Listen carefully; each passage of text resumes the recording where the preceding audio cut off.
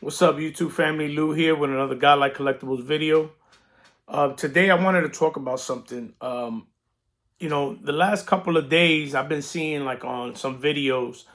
Um, I guess the algorithm had been showing me like these influencers or different people who are making videos talking about only having 5 cards that you should buy and you should sell the rest. And these are the 5 cards you should hold on forever. And because of their value, the value. Everything has been value, value, value. And it's pretty insane to hear these influencers speak in a way like if they're telling you this is the card that you need to get, this is the ones that you have to buy, and you know, in my mind, I'm like, why only 5? You know what I mean? Like one guy was talking about you should only focus on those 5 and then sell everything you have. You can't be a hoarder. You shouldn't be a hoarder and this, and the other. And, I started thinking about people that I know collect sets and people that have a lot of cards, right? Like Pepino Man or maybe like a John Mangini who has a ton of cards. And, one of the things that I kept thinking about was, why only 5? You know, and I decided to ask Chat GPT, right? Um, you know, to see the opinion of Chat GPT, to see what it says about what are the 5 cards that you should own, the top 5 sports cards that everyone should own. And this is what Chat GPT gave me. It said, number 1, the 52 Topps Mickey Mantle. Number 2, the 86 Fleer Michael Jordan rookie. Number 3, the 79 O-Pee-Chee Wayne Gretzky. Number 4, the 2000 playoff contenders Tom Brady rookie auto. And number 5, the 1933 Goudey Babe Ruth. And I started thinking about it. The average collector cannot afford these cards. That's one.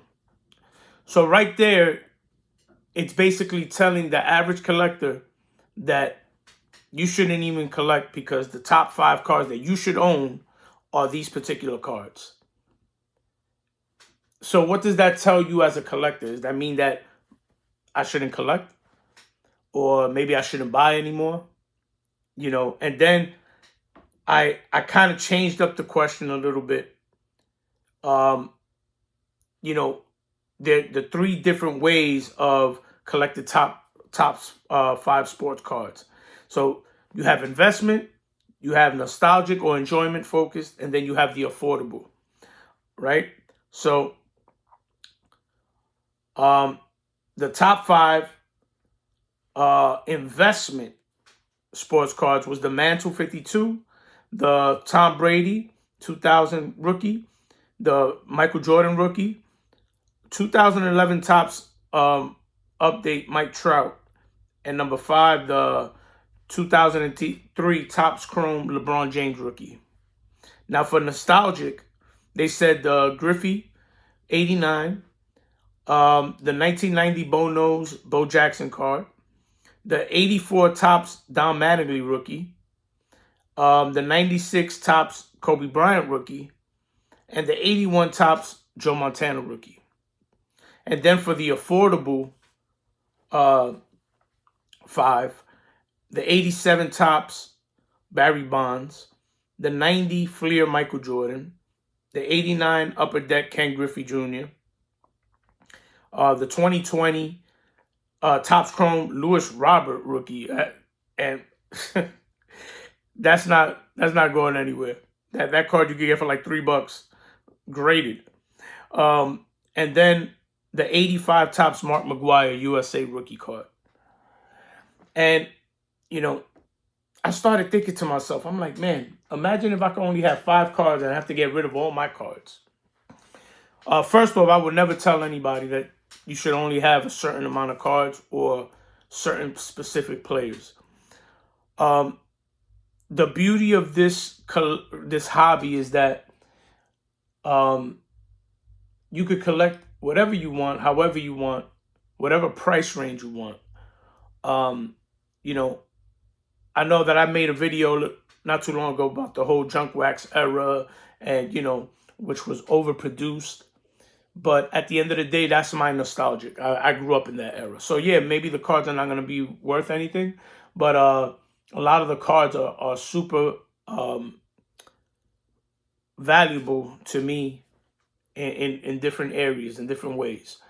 But I laugh when I see all these influencers thinking that, the average collector has all this money.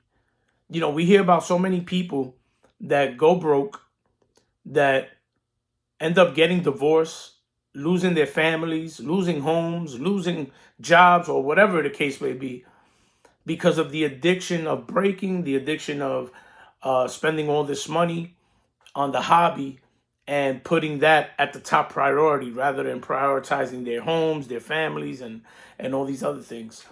And,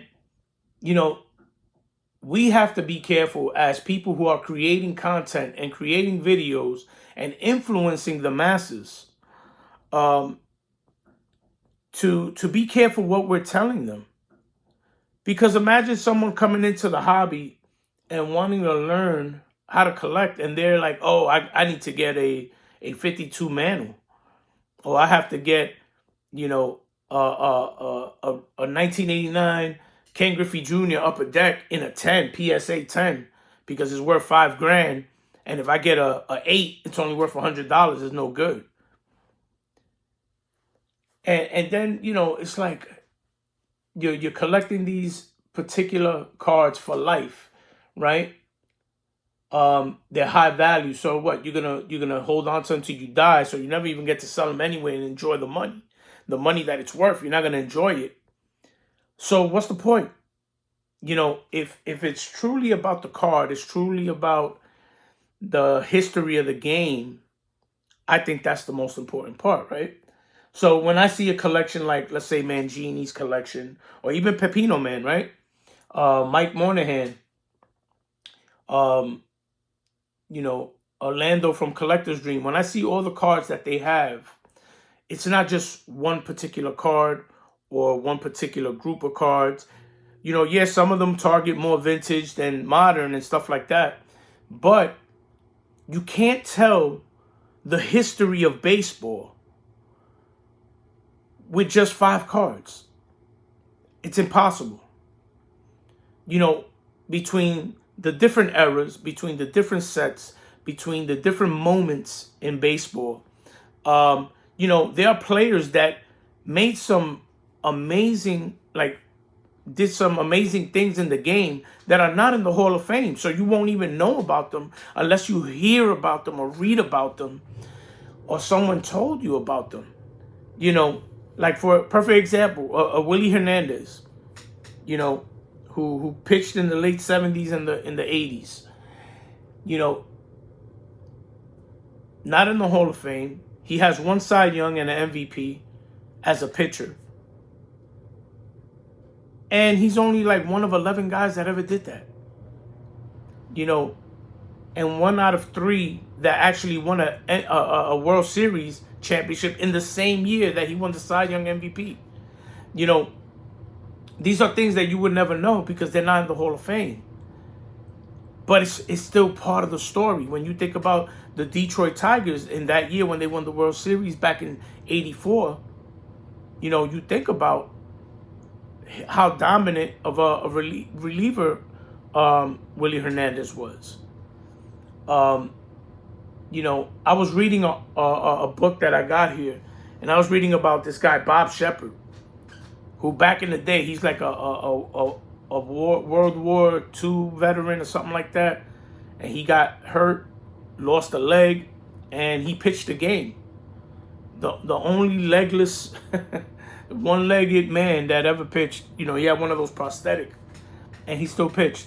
The history of baseball is so amazing. And we can never determine who the greatest player is. We can never determine who the greatest pitcher is. And I don't care what anybody tells me. You can make all the top 10s you want. But the truth of the matter is, because we have so many different eras, dead ball era, and the eras with different rules or different times, we can never really know for sure who is the greatest. We speculate, we go by our statistics, but we collect because we love to collect. We collect because we love the history of the game. We collect because it's what we love to do. You know, I love the sport of baseball. I've loved it ever since I was a kid, since I remember throwing a ball when my father taught me how to play the game. And, you know, I feel that a lot of these influencers that are telling us what to invest in, what to buy, don't even watch the sports. They don't even watch the games.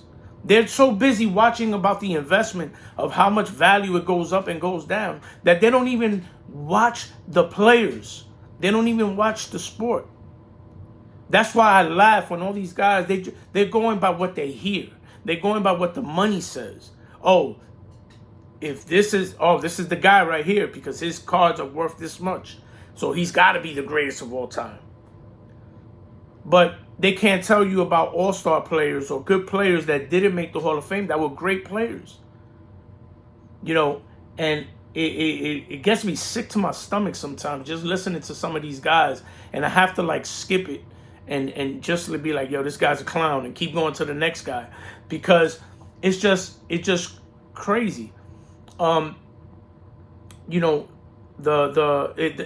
like I said, the danger with this is, you know, you're gonna have a lot of collectors that are gonna fall into this trap that it has to be a PSA 10 or it has to be this grade or it has to be this or it has to be that, this player, this era. You can't collect anything from the junk wax era. No, because they're not valuable. You got to collect pre-war, or you got to collect the 50s, or you got to collect this, or you got to collect ultra modern.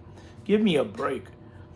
You collect the players that you love to collect. You collect the players that you like because that's what you like.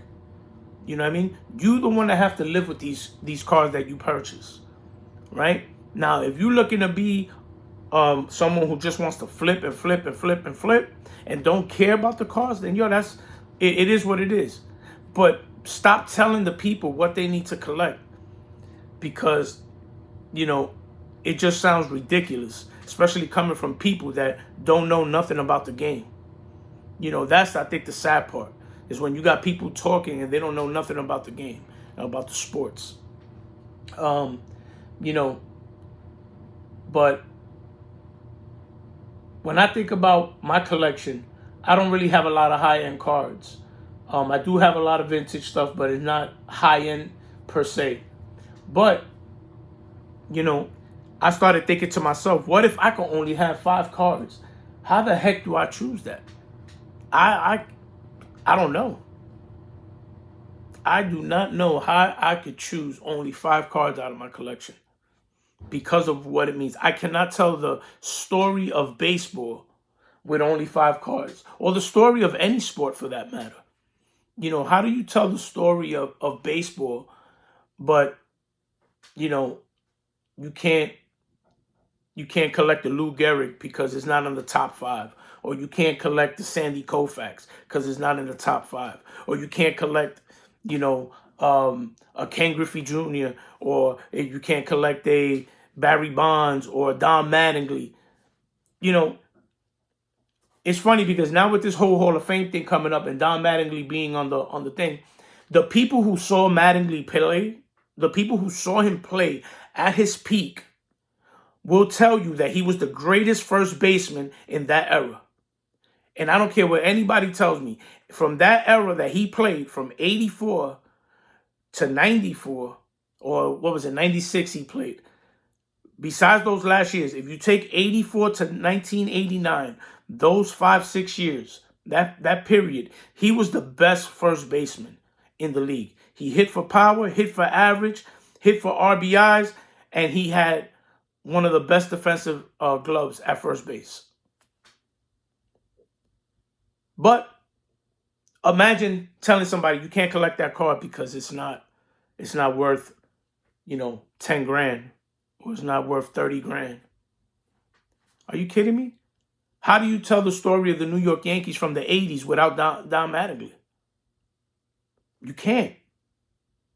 And this is what I'm trying to say.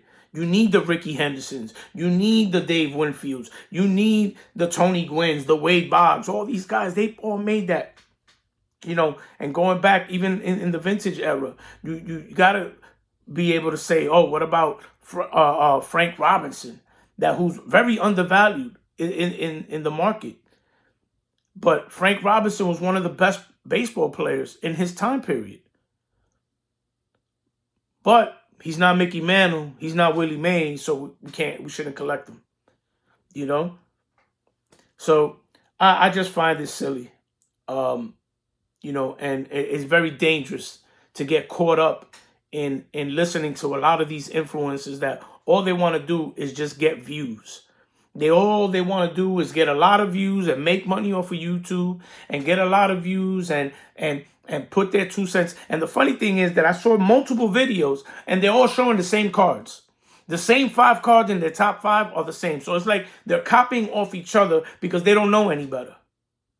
They don't know any better, so they're just copying off the next guy, the last guy who did the top 5 list. And it's ridiculous. It really is. And I know I shouldn't let it bother me. But, I ain't got nobody to talk to. I'm here in this basement by myself, looking at my cards and listening to videos all day. And I'm like, yo, this guy is a clown, And I'm not going to shout out any names of who they are because, a lot of you in the hobby, y'all see the videos. Y'all know. You know who they are. So it is what it is. But,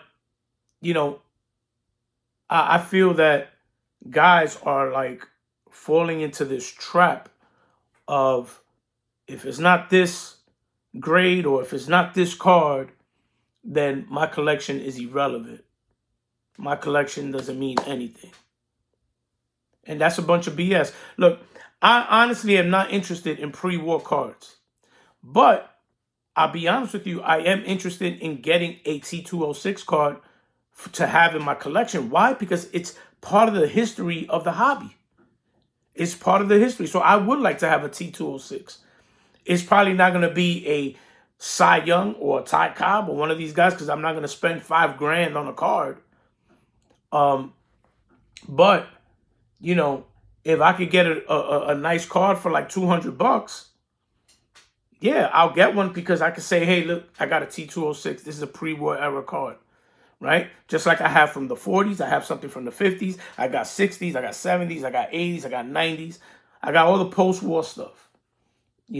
Cards from each of those things. But I started thinking about my 5 cards. I'm like, I can't choose 5 cards. But for this video, I chose 5 cards. But even if it's not baseball, like I got a Hulk Hogan right here, right, from 85 Topps. And as you can see, I like Hulk Hogan. But the thing is, if I was going to just collect the players that I love or people like, let's say Hogan or Macho Man or whatever, from the era that I grew up, then there's nothing wrong with that. And a lot of people collect that way, nostalgic. But here are my 5 cards that I say that I would never get rid of. These would be my 5 cards that if I had to, like, for whatever reason, emergency, whatever the reason may be, I don't know. If I was to only be able to save 5 cards out of my collection right now, it would be these 5 cards right here. The first one would be this 1969 Topps Mickey Mantle. Why? Mickey Mantle was my dad's favorite player. That's one. Number 2, he's one of the greatest Yankees, and I'm a Yankee fan.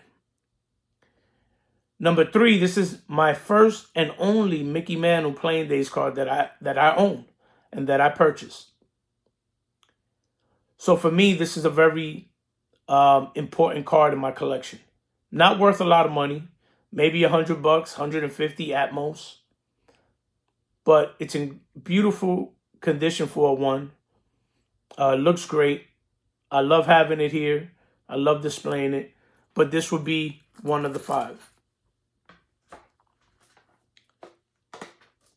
The second one would be the 1984 Don Mattingly. the 84 Donruss. And it's a toss-up because it could be the Donruss, it could be the Tops. It doesn't matter. I have all three of them, the Fleer. But here's the reason. When I was a kid and I used to go to the shops, I couldn't afford this card as a kid. I used to go in there with maybe $3 or $4. I could never own a Mattingly because it was way too expensive to own. So this is why this is, and he was my favorite player growing up as a kid. My favorite guy, favorite Yankee, favorite player. And to this day, I will never get rid of this card. Then, another card that I used to see when I was a kid. Roberto Clemente, 1972 Tops. Now, the reason why this is another card that I could never afford as a kid. I used to see it all the time. And he is by far the greatest Puerto Rican player that ever played the game. The first Puerto Rican to get into the Hall of Fame. The highest, he leads all Puerto Ricans in hits with 3,000. He leads all Puerto Ricans in triples, I think with 166, if I'm not mistaken.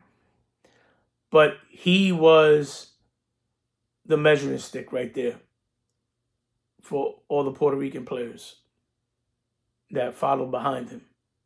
One of the greatest of all time. Then, this 1960 Vic Power Bazooka. Vic Power is one of my favorite players to collect. My dad used to speak about him all the time. And as I kept learning more about him and reading about him and stories, listening to interviews and stuff like that, I liked him even more and more every time. But the reason I chose this out of all my Vic Powers, because it's one of the rarest ones to get out of the ones that I own. And because of that, I would choose this over the other ones because the other ones are a lot easier to get than this one. Like I said, from the ones that I do own as of right now. And it's a beautiful card. And it's different. It's one of the oddball type cards, food issued and stuff like that. So I love this card. And the last but not least is probably one of my favorite cards in my collection. My 1972 Puerto Rican sticker, Hiram Bidhorn.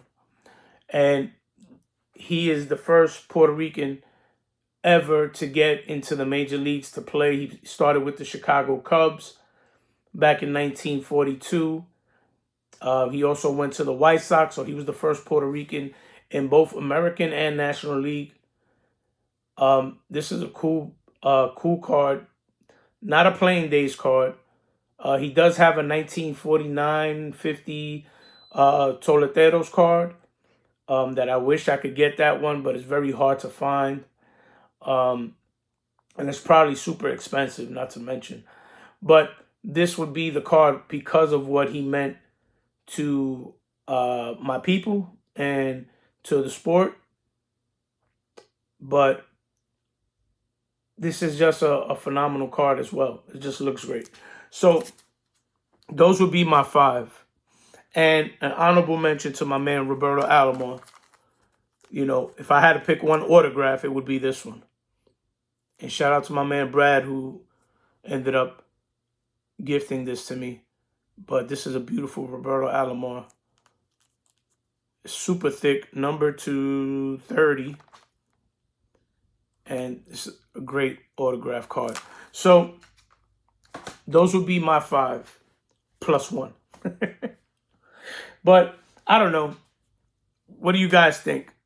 Let me know your opinions. What are your 5 that you would keep? Let me know in the comments what 5 you would keep out of your collection, or your 5 favorite cards. And what do you think about this whole situation about how value has taken over the hobby? It's crazy how it's taken over the hobby. But, just have fun. Keep doing your thing. Keep collecting. Collect who you love. and just keep doing you. Keep being you. Love the cards you love, and don't fall into the trap of these influencers and trying to keep up with the Joneses. Buy what you can afford and buy what you can like, what you like. You know what I mean? So I'll leave you guys with that. Take care. God bless. Be safe. Peace.